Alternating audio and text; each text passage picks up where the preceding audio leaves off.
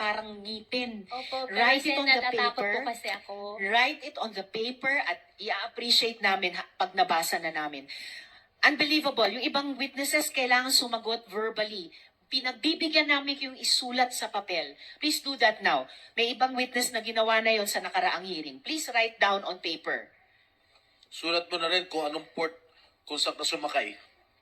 Sige na, para isahan na lang. At saka makadagdag, Sen, Madam pasensya Chair. na po talaga, pero natatakot po talaga ako. Miss Madam Chair, Alice, nauubos Opo, na yung pasensya opo, namin dito. Sana po maintindihan nyo rin Isulat po ako nyo. na natatakot po ako talaga. Iniintindi ka namin at inaalam namin kung ano yung kinatatakutan mong sinasabi mong death threat, ayaw mo pang sabihin. Ngayon, mas simple, isulat sinong may-ari at facilitator sa yate at sabihin mo sa amin saan ka sumakay. Sen, gustong-gusto ko po talaga i-discuss. Pero natatakot po ako Gusto mo pala di i-discuss po sabihin mo sa sa amin. Nakakapikong ka na, ha? Nakakagigil ka na. At saka Miss Alice, nasa custody kayo ng PNP. Paano kayo papatayin doon? Imposible. You are within the most protective institution sa ating bansa.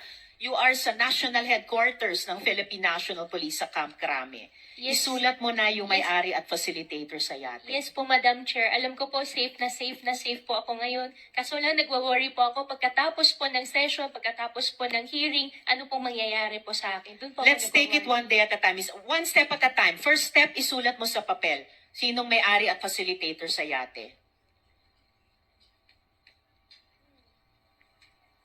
Madam Chair, sana naman itong mga abogado ni Alice ay makiisa rin naman sana sa atin na although may duty kayo sa client niyo, pero ang inimbestigahan natin dito is sindikato na sabi nga ni Senator Tulfo, matagal na itong sindikato na ito at wala tayong mapupuntahan nito, walang solusyon itong investigasyon na ito kung hindi natin matumbok ang sindikato. So ngayon, kung wala tayong makuha ditong informasyon, wala na, baka hindi alam nito mga abogado ni Alice Go na later on, baka sila rin mabibiktima nitong sindikato na ito kung hindi tayo magtutulungan nito. We need a whole of nation approach pagdating sa pagkumbat nitong mga baka ito transnational crimes na itong transnational criminal syndicates na itong involved dito. Kailangan magtutulungan tayo dito dahil bansa natin ang nakataya dito. Hindi lang si Alice Go. Alice Go, kayang-kaya kang protektahan ng PNP. Hindi ka mamamatay dyan. Kaya mag-cooperate ka naman sana para sa Pilipinas. Gumanda naman sana ang Pilipinas. Nayari yung mga sindikato na yan. Tumulong ka. Thank you, Madam Chair. Salamat, Sendroy.